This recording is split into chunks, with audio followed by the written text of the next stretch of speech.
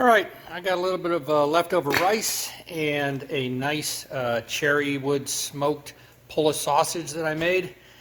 So I think it's a good time to make red beans and rice. All right, what we're going to do is dice up a sweet onion, about that much celery, a little bit of garlic. That's going to be the sausage, and there's the rice. Beans, usually you're using red beans, but I don't like kidney beans.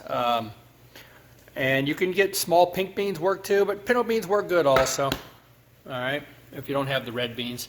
So I'm going to use pinto beans. Okay, we're just going to toast up a little bit, caramelize up a little bit of onion, get it some color and some flavor, and then we'll add in the celery. Okay, we'll let that celery brown up a little bit. We'll toss in this sliced up Polish smoked sausage, which the flavors are basically garlic, black pepper, and margarine. The normal sausage you use for red beans and rice is andouille sausage. I'm using this Polish smoked sausage that I made because it's the exact same as andouille, except with the addition of thyme and cayenne pepper is what makes andouille. All the other ingredients are basically the exact same. I know it's a good, high-quality sausage with a good smoked flavor that's going to do a great job as a stand-in here, and I'll add the thyme and the cayenne pepper separately. All right, when you cook sausage, you can see it's got all that nice embedded fat in there. That's what gives sausage its flavor and its juiciness.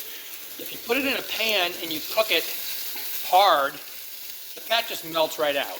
All right, so you don't want to cook sausage for very long, really. And this has a lot of smoke flavor on the skin, so I don't need to get a bunch of that flavor into here.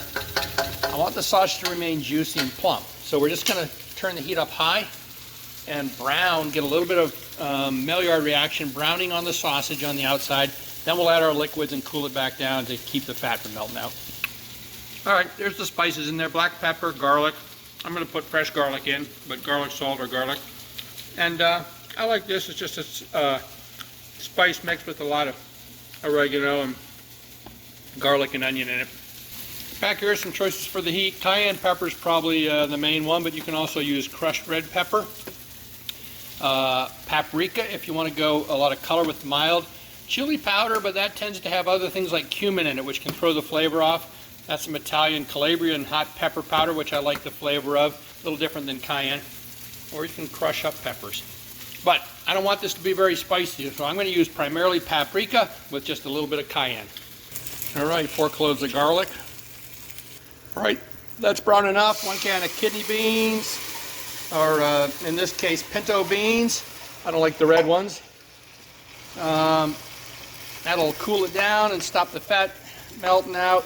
Start melding those flavors. There we go.